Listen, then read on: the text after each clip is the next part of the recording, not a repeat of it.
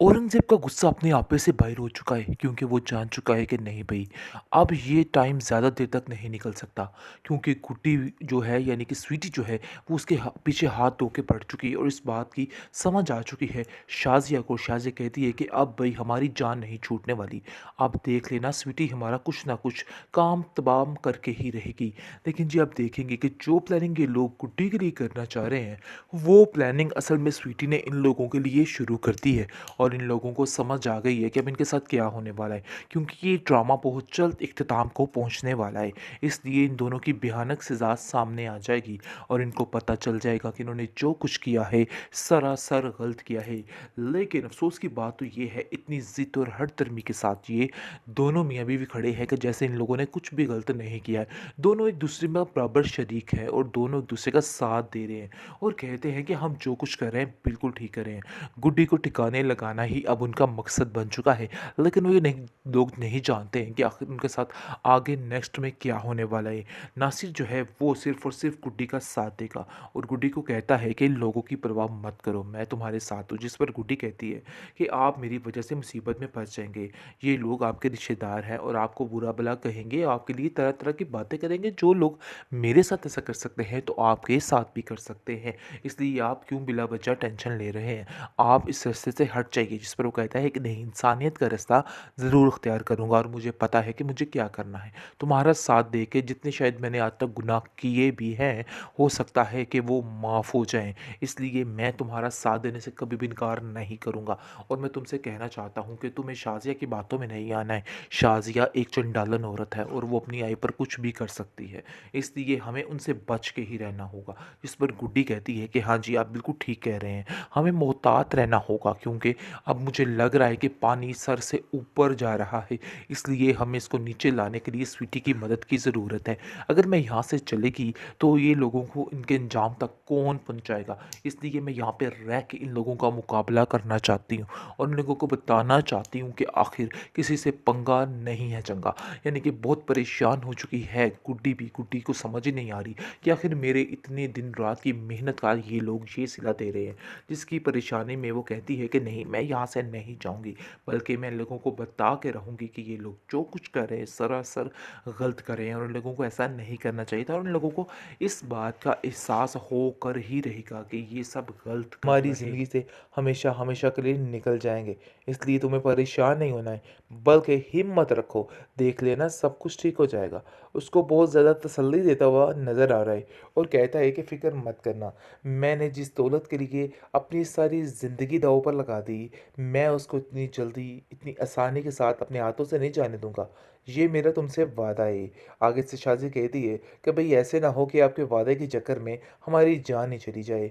इस स्वीटी को तो ठिकाने लगाएँ पहले, मुझे तो कुछ समझ नहीं आ रही कि मैं क्या करूँ? जिस पर फिर उसका वहम देकर उसको साइड पे कर देता है और कहता है कि नहीं, आप लोगों के वहमो-गुमान पे सिर्फ़ और सिर्फ़ स्वीटी सवार हो चुकी है, इसके अलावा और कुछ भी नहीं है। तुम लोगों को कुछ नज़र ही नहीं आता स्वीटी के बगैर, इसलिए ये बातें सोचने का कोई फ़ायदा नहीं है। शाज़िया समझ चुकी है कि यहाँ पे कोई दाल नहीं गलनी है।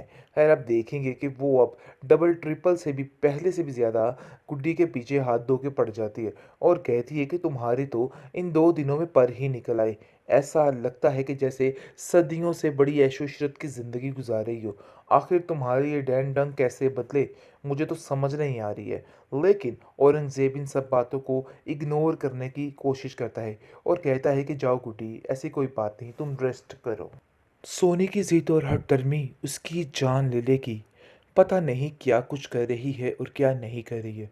जैसा कि आप देख रहे हैं कि आफ़ाक ने जो काम उसने अपनी माँ के साथ किया है, वो उसके साथ करके, उसको बेहोश करके उसकी सारी रकम लेने की कोशिश की जा रही है और उस पर तरह-तरह के ज़ुल्म ढाए जाएँगे। लेकिन ये बात सोनी को समझ नहीं आई थी। गुड्डी और हमज़ा समझा-समझा के इसको थके, लेकिन इसने उल्टा उनको ही ज़लील किया, उनको ही रुस्वा किया।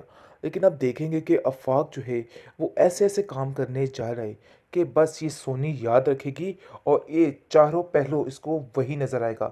और अब देखेंगे कि फ़िलहाल जो स्वीटी है वो ये सारा माजरा देख रही है। कभी आफ़ाक के आगे नज़र आ रही है और कभी आफ़ाक के पीछे नज़र आ रही है। पहले सोनी को वो परेशान करती रही ताकि सोनी सुधर जाए, लेकिन सोनी को अकल नहीं आई है। लेकिन जी अब अफ़वाह के पीछे हाथ धो के पड़ चुकी है। वो अफ़वाह को कुछ ऐसा नहीं करने देगी, क्योंकि स्वीटी उसका वो हशर करेगी कि वो याद रखेगी। क्योंकि वो जानती है कि गुड्डी की कज़न है, भई स्वीटी को सारा पता है, टेंशन नहीं लेनी है। स्वीटी को सारा पता है कि वो गुड्डी की कज़न है, इसलिए वो स्वीटी जो है अफ़वाह को कुछ भी नहीं करने देगी।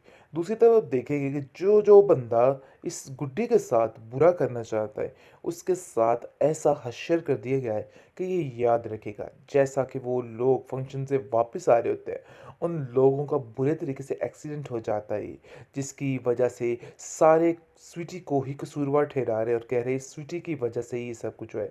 भाई स्वीटी कभी वहाँ पे जाके किसी के आगे गिरी है और कभी पीछे गिरी है, कुछ समझ ही नहीं आ रही है उसकी। लेकिन जी आप देखेंगे कि जिस तरीके से इस ड्रामे को हॉरर दिखाया गया था ना, ऐसा कोई सीन नहीं है, बल्कि अब तो कुछ और ही सीन बन चुका है। फिलहाल आप देखेंगे कि शाज़िया कहती है कि अरे भई इस लड़की को मैं बिल्कुल भी बर्दाश्त नहीं करूँगी। और वो स्वीटी, छटाक भर की स्वीटी, क्या हाल करके रख दिया उसने हमारा। मुझे तो समझ ही नहीं आ रही है कि वो क्या कर रही है। जिस पर गुड्डी कहती है इसकी स्वीटी तो मेरे पास थी। आप कैसे खालाजान कह सकती हैं कि स्वीटी आगे थी आपके वजह से, यानी उसकी वजह से आपका एक्सीडेंट हुआ है। लेकिन जब देखेंगे कि औरंगज़ेब कहता है जो कुछ भी है अभी फ़िलहाल तुम्हें शाज़िया खामोश रहना होगा। इन सब बातों को करने का कोई फ़ायदा नहीं है, क्योंकि अब इन बातों का कोई भी जवाब नहीं है। क्योंकि वो तो गुड्डी का काम ख़त्म करना चाहता है।